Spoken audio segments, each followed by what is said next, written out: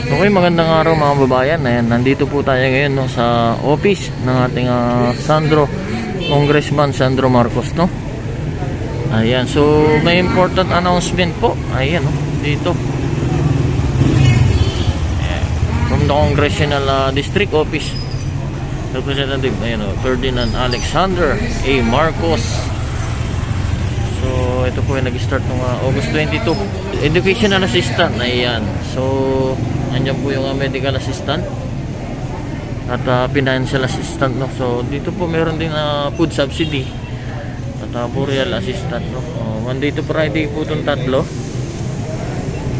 Ayan, no, Monday to Friday. So ito naman po kada Wednesday lang, no. Itong educational assistant. Ayan, napakaraming tao po, no, nung sa loob, no. So dito na po sa loob at ito, nandito na po yung office ni Congressman Sandro, no. Ayan, so nakita po natin yung kanyang ano dyan. Leonora Nicolas. Doon na yung mga form, no. Leonora mami.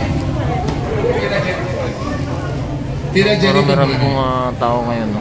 Maribel 1. Maylin Ganitano. Gloria Dantes. Renelda Amigo. Ofelia Visaya. Naka-affiliate. Maria Tangla.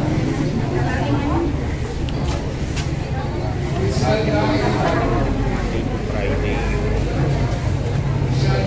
educational. So ngayon yung educational Wednesday na lang. Tapos the rest is Monday to Friday. Right? Ito, mababa rin ang pila.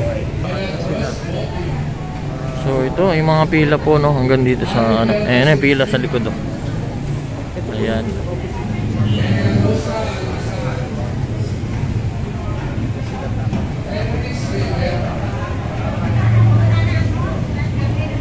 So dito naman po yung Miriam Vicente. medical assistant tsaka financial assistant.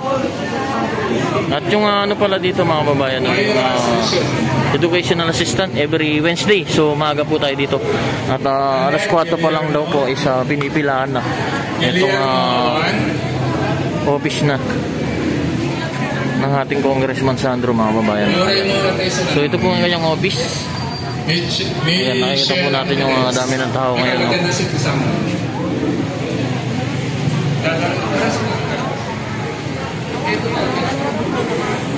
So ito, ayan, so ganyan po karami yung tao ngayong araw.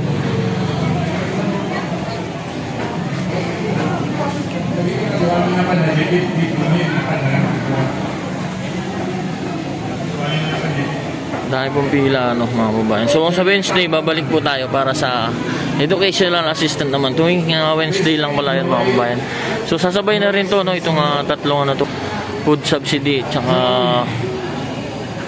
medical assistant, no, at saka financial assistant. Ayan, grabe nga ano dito, no, pagbibigay ng tulong, mga babayan. So ayan, sana sa mga ibang lugar din, no.